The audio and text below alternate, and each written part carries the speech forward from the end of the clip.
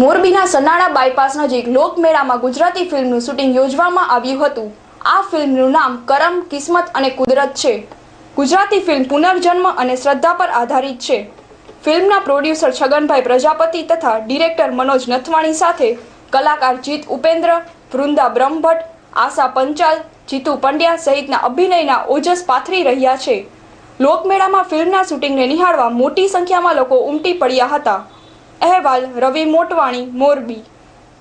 કિસ્મત ને કુદરત નો કન્સેપ્ટ એ છે કે મનુષ્ય કર્મ અનુસાર કિસ્મત લઈને આવતો હોય છે અને કુદરત ધારે તો કિસ્મત બદલાવી શકે છે। એટલે કર્મ, કિસ્મત ને કુદરતની આ ત્રણ જે રમત છે કે ની એને અમે એક મનોરંજક વાર્તાના માધ્યમથી બતાવવાનો પ્રયત્ન કર્યો છે। એ વાંકાનેર છે, રાજકોટ છે, મોરબી છે અને દીવ છે। આ સેન્ટરમાં આખું પિક્ચર પૂરું કરવાનું છે। અમે એવું ઈચ્છીએ છીએ કે એક ટેકનિકલ રીતે અમે બનાવી અને એમાં 2-3 ભાષામાં બનાવું। मेरा रोल काफ़ी डिफरेंट है।